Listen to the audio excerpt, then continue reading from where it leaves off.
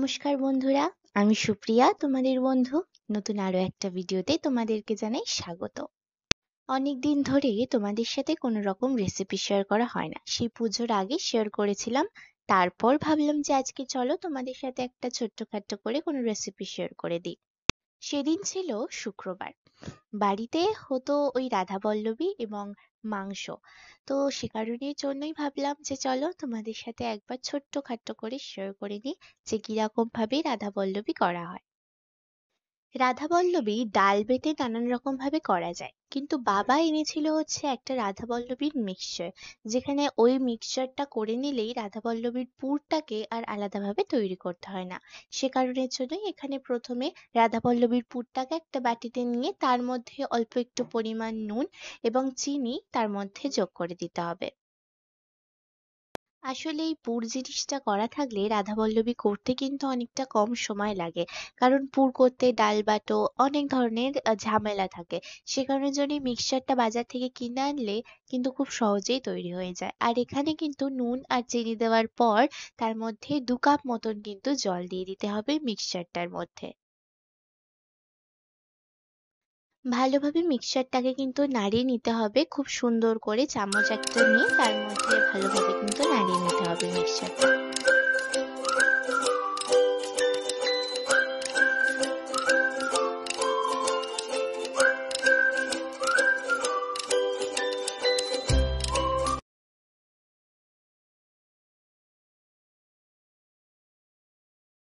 জলের সাথে কিন্তু ভালোভাবে ওই মিক্সচারটাকে গুলে নেওয়া হয়েছে। এবার 20 মিনিট মতন একটা প্লেট বা কোনো থালা বা বাটি চাপা দিয়ে কিন্তু ওটাকে 20 মিনিটের জন্য ঢাকা দিয়ে রেখে দিতে হবে। এবার চলো ওদিকে দেখে নেওয়া যাক কি হচ্ছে। ওদিকে 20 মিনিট ওই মিক্সচারটা ঢাকা থাকুক, আর এখানে কিন্তু 400 গ্রাম মতন ময়দা আমাদের বাড়িতে লেগেছে। তোমাদের বাড়িতে যতজন সদস্য আছে সেরকম অনুযায়ী তোমরা ময়দা নিও। এখানে 400 গ্রাম ময়দাকে কিন্তু জলের সাহায্যে ভালোভাবে জল আর নুন আর তেল দিয়ে ভালোভাবে কিন্তু ময়দাটাকে মেখে নিতে হবে। মিক্সচারটায় 10 মিনিট মতন রাখার পর ওই মিক্সচারটার মধ্যে ওই 1 চামচ বা হাফ চা চামচ মতন কালো জিরে দিয়ে দিতে হবে।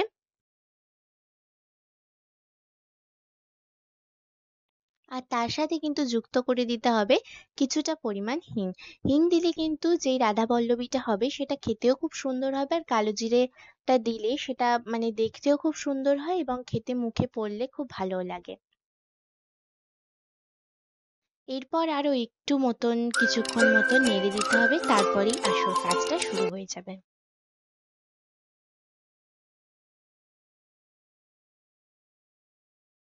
20 মিনিট ওটা ঢেকে রাখা হয়ে গেছে। এবার একটা কড়াইয়ের মধ্যে কিছুটা পরিমাণ 1 বড় চামচের 1 চামচ মতন তেল নিয়ে নিতে হবে, রিফাইন তেল অর্থাৎ সাদা তেল এখানে ব্যবহার করবে।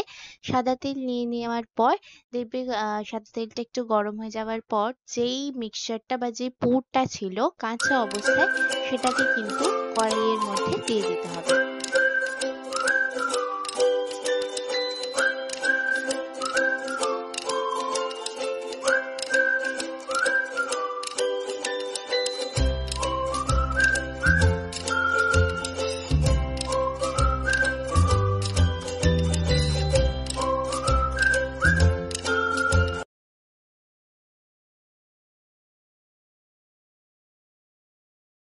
এখানে একটা কথা মনে রেখো, তোমরা যখন কড়াইয়ের মধ্যে দেবে না ওই পুরটা কিন্তু হালকা হালকা ভাবে কড়াইয়ের নিচে লেগে যেতে পারে বা সাইডে লেগে যেতে পারে। সে কারণের জন্য একটা সাঁড়াশি অবশ্যই কাছে রাখবে। সাঁড়াশিটা নিয়ে খুব ভালো করে যেটুকু কড়াইতে লাগবে সেটুকুকে ভালোভাবে চেঁচে নিতে হবে। দেখো আস্তে আস্তে কিন্তু পুরটা ভালোভাবেই তৈরি হয়ে যাচ্ছে। এবার আর বেশি নাড়াচাড়া করতে হবে না, এবার নামিয়ে ফেলতে হবে পুরটা। পুর তো এখানে তৈরি হয়ে গেছে, এবার চলো ময়দার লিচিগুলো করে ফেলা যাক। এখানে কিন্তু ময়দা মাখা একেবারে তৈরি, লেচি কাটাও হয়ে গেছে এবং লেচি কাটার পর লিচিগুলোকে ছোট্ট ছোট্ট করে একদম লেচি কাটতে হবে, আর লিচিগুলোর ওপর কিন্তু সাদা তেল মাখিয়ে নিতে হবে। পুরো রান্নাটাও আমাদের সাদা তেলেই হয় এবং সমস্ত রান্নাই বেশিরভাগ রান্নাতেই আমাদের সাদা তেল হয়, সর্ষের তেল আমরা একটু কমই ব্যবহার করি। এইটাই হচ্ছে রাধাবল্লভী তৈরি করার একটা আসল ব্যাপার। এই লিচিগুলোকে কেটে ভালো করে গোল করে তার মধ্যে পুর ভরে সুন্দর করে মুড়ে তারপর সেগুলোকে ভাজা, এই জিনিসটা যতক্ষণ না করবে ততক্ষণ রাধাবল্লভী তো তৈরিই হবে না এবং ভালোভাবে কিন্তু হবেও না। যাই হোক, আমি আর কথা বলবো না, তোমরা দেখতে থাকো।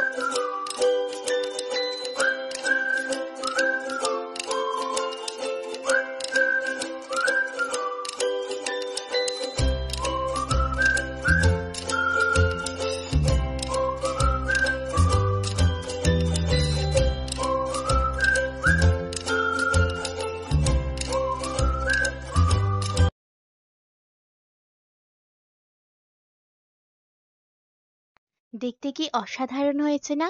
আর ভাজার পর তো আরো সুন্দর দেখাবে দেখতে। লিচি কাটার সময় এত সুন্দর দেখতে লাগছে, বেলার পর আরো সুন্দর লাগছে, তাহলে ভাজার পর এত সুন্দর লাগবে না কেন বলো তো? চলো এবার এক এক করে ভেজে নেওয়া যাক। এখানে মা কড়াইয়ের মধ্যে পরিমাণ মতন তেল দিয়ে দিয়েছে, সাদা তেলই ব্যবহার করা হয়েছে এখানে।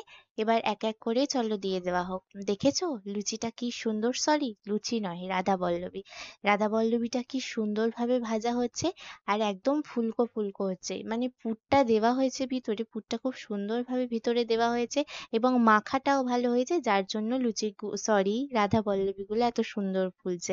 খালি মুখ থেকে লুচি বেরিয়ে যাচ্ছে, এই জন্য আমাকে একটু ক্ষমা করে দিও, আসলে এটা রাধাবল্লভী।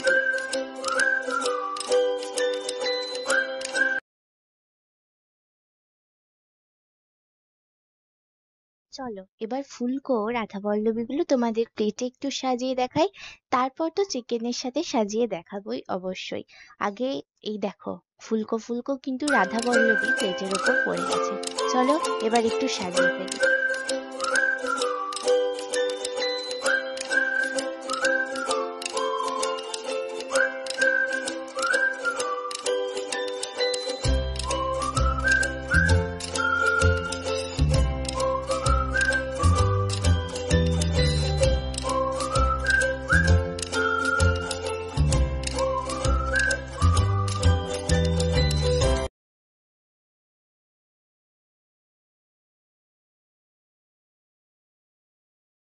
ফাইনালি তৈরি হয়ে গেছে আমাদের গরম গরম ফুলকো ফুলকো রাধাবল্লভী, আর তার সাথে চিকেন এবং তার সাথে রসগোল্লা। কোনো উৎসবমুখর দিন হোক, ঘরে কোনো অতিথি আসুক অথবা নিজেদের জন্য কোনো একটা দিন যদি এইরকম চিকেন অর্থাৎ লাল লাল কষা কষা চিকেন আর তার সাথে এরকম ফুলকো ফুলকো রাধাবল্লভী তাও এরকম সহজ পদ্ধতিতে থাকে, তাহলে কার না ভালো লাগে বলো তো খেতে? সো আজকের মতন ভিডিওটা এ পর্যন্তই। সকলে খুব ভালো থেকো, সুস্থ থেকো। দেখা হবে নতুন আরো একটা ভিডিও নিয়ে তোমাদের সাথে। আজকের মতন এটুকুই। সকলে ভালো থেকো, সুস্থ থেকো।